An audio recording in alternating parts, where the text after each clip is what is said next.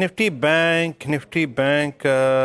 49,272 पे Nifty bank और Nifty एक अच्छा क्लोज देने की कोशिश कर रहे हैं। यकीन मानिए बहुत दिनों बाद थोड़ा से हम स्केप्टिकल तो हैं, हम डरे हुए तो हैं, क्योंकि अभी भी बहुत स्ट्रॉन्ग ट्रेजेक्ट्री में आके क्लोज नहीं हो रहे हैं। क्वालिटीज के जोन बहुत नज़दीक खड़े हैं, बट स्टिल जहाँ तक स्टॉक्स का सवाल है, considering HDFC bank price performance and more specially SBI, अच्छा क्लोज है।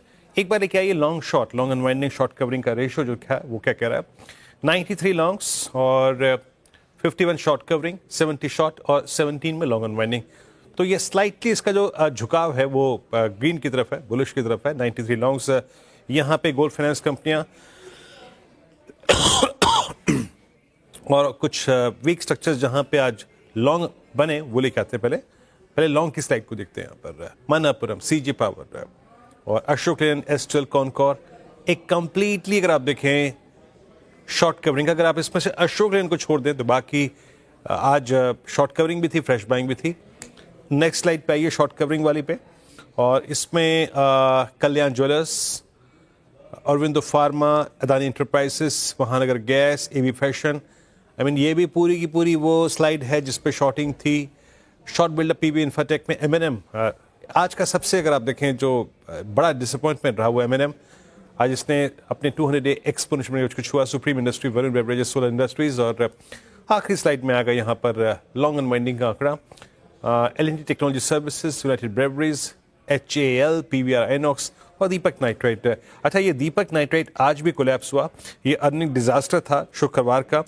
एक बार लेके आइए दीपक नाइट्राइट को, और एट 1899 ये डे लो पर तो नहीं है, बट इस पर एक व्यू ले लेते हैं। मान लीजिए किसी की अभी भी इस पर ट्रैप पोजीशन है। आपका मानना क्या राजेश जी, इसका एक मल्टी मंथ, मल्टी ईयर और पोस्ट कोविड जो बेस है वो आता है करीब 1755 पे। जिसके पास होल्डिंग है एटलीस्ट 1750 तक का सब्र करना चाहिए, नहीं करना चाहिए? थोड़ा करना चाहिए। देखिए, उसमें एक चीज हुई है कि कल यानी फ्राइडे के दिन गैप डाउन हुआ था। वो जो गैप है, वो गैप अगर फिल करे, तो अगर किसी की पोजीशन अटकी है, ऑब्वियसली किसी को अपॉर्चुनिटी नहीं मिला होगा, तो थोड़ा, अगर मुझे लगता है, सब्र है और थोड़ा आप पेशेंस रखोगे विद स्टॉप लॉस जो ऐसा है अपने का 1700 1720 के आसपास, तो लगता है एक स्विंग मिलेगा करीबन 1950 से लेके 2000 तक, जहां पे आपको लिक्विड करना है। लेकिन चार्ट बहुत ज्यादा स्ट्रांग नहीं है, चार्ट बेरिश ही है। मैं सिर्फ यही अपेक्षा कर रहा हूँ कि यहाँ से ओवरसोल्ड है तो एक पुल बैक मिलेगा, जहाँ पे एग्जिट अपॉर्चुनिटी मिल जाएगी।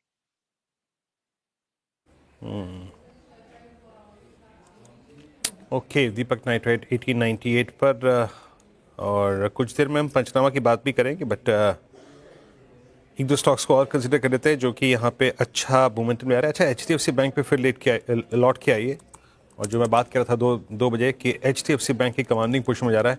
सोनी जी, ये बताइए, आपका ट्रेड था और now we are getting a close above all moving averages, सारे एवरेजेस के ऊपर क्लोज हो रहा है HDFC बैंक 7 फेब के बाद पहली बार। कोई ऑप्शन बताएंगे जिसे कैरी कर सकते हैं हम HDFC बैंक के? अगर मैं मान लीजिए रिस्क नहीं लेना चाहता फ्यूचर्स का, ऑप्शन कौन सा कंसिडर करना चाहिए? वीरेंद्र जी, यहाँ पे ऑप्शंस में अगर हम देखेंगे तो मुझे लगता है एट द मनी पे ही करना चाहिए। 1720 थोड़ा सा मूव कर चुका है, बट अगर हल्की सी डिक्लाइन टुवर्ड्स 19 और 18 के रेंज में आता है तो वहां पे री एंटर कर सकते हैं। मुझे लगता है स्टॉप लॉस 10 पे लगा सकते हैं, टारगेट रहेगा टुवर्ड्स 25। पहले उसके ऊपर सस्टेन करते हैं तो मुझे लगता है आराम से आपको टुवर्ड्स 30 to 36 रेंज भी नजर आ सकता है। सो थोड़ा सा बाय ऑन डिक्लाइन करने की जरूरत है। कल फॉलो अप बाइंग अगर इस स्टॉक में रहती है तो डेफिनेटली सपोर्ट करेगा इंडेक्स को, और मुझे लगता है कि फ्यूचर्स में ही टुवर्ड 1750 के लेवल्स नजर आ सकते हैं, इसलिए एट द मनी की कॉल ऑप्शन में पार्टिसिपेट कर सकते हैं। ठीक है, तो फिलहाल ये रहा HDFC बैंक पे कुछ ऐसे स्टॉक्स जो डे लो के आसपास क्लोजिंग करते हुए, हालांकि डे लो से थोड़ा ऊपर ही हैं। भारतीय एयरटेल पे तो खबर का असर पड़ता दिखा हमें, डे लो के आसपास बंद हो। तो ITC एक बार स्टॉक लेकर आइए। इनफैक्ट शरद जी से बात भी हुई थी, देखिए एक चार्ट चेक भी लेते हैं ITC पे। प्रशांत जी, आप बताइए, ITC डे लो के से थोड़ा ऊपर फिलहाल क्लोज करता हुआ, लेकिन क्या लग रहा है स्टॉक में फिलहाल जिनके पास है वो ITC को होल्ड करें या फिर एग्जिट करें, क्या करना चाहिए? यहाँ पे यहाँ क्लियर वीकनेस नजर आ रहा है, और मुझे नहीं लग रहा है कि आइडियली किसी के पास होना नहीं चाहिए इतना वीक स्ट्रक्चर में, बट अगर किसी ने होल्ड करके रखा है तो आपको 400 के जस्ट नीचे 395 क्लियर कट एग्जिट पॉइंट रखना होगा। ये 395 395 के नीचे अगर क्लोज हो स्पॉट बेसिस, मुझे लग रहा है एग्जिट लेना बेहतर होगा। एग्जिट लेना बेहतर होगा। इसके अलावा जिसके पास है, जैसे कि आपने कहा कि होल्ड नहीं करना चाहिए, एग्जिट लेके कौन से स्टॉक्स आपको पसंद है जहां पे वो शिफ्ट कर सकते हैं?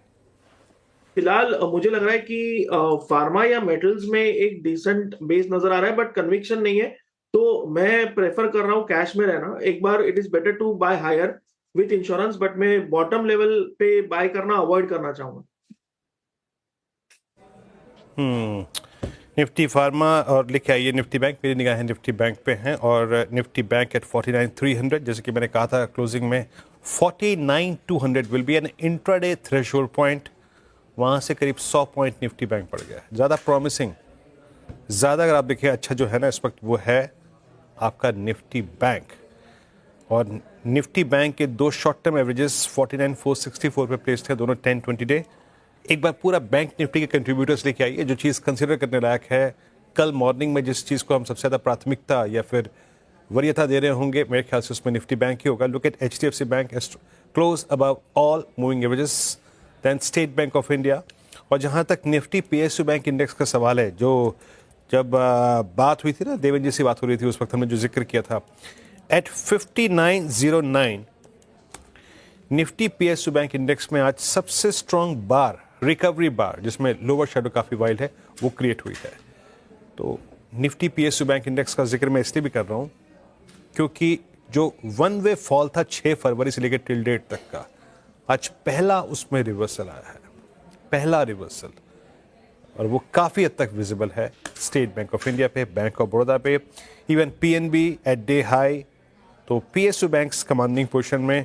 और राजेश जी, आपका एस्ट्रल हो गया 4.25% ऊपर 1391 पे। जब जब आपने हिस्टोरिकली इसको ओवर ट्रोजल टेरिटरी से पिक किया है, ये पैसा बना के देता है, और इसीलिए मैं वो 2 बजे चौक भी गया था।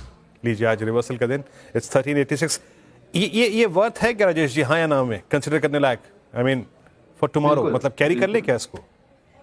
करना चाहिए। देखिए, दो चीजें चार्टिकली यहाँ पे ऐड हुई है। एक तो bullish engulfing, second look at the volume. जो वॉल्यूम से पिछले 5 दिनों से वॉल्यूम है, तो हम जो bullish engulfing with rise in volume की बात करते हैं, वह एस्ट्रल के डेली चार्ट पे दिखता है। जी चलिए, अब क्लोज की तरफ बढ़ रहे हैं। Nifty at 22,970, quite close to 23,000, और निफ्टी बैंक 49,300 पे। निफ्टी IT की रिकवरी क्या रही? निफ्टी IT का आज का लो एग्जैक्टली रहा इसका 200 डे एक्सपोनेंशियल मूविंग एवरेज, जो इसने रिविजिट किया पोस्ट 7 जून, मतलब मोर और लेस जब चुनाव के नतीजे आए थे, उसके बाद बाजार में एक शॉक लगा था। सारे एग्रेसिव जो सेक्टर्स थे वो बैकफुट पे आ गए थे। आज उसके बाद पहली बार इस हफ्ते 200 डे को छुआ, बट एक अच्छी लॉन्ग कैंडल क्रिएट हुई है।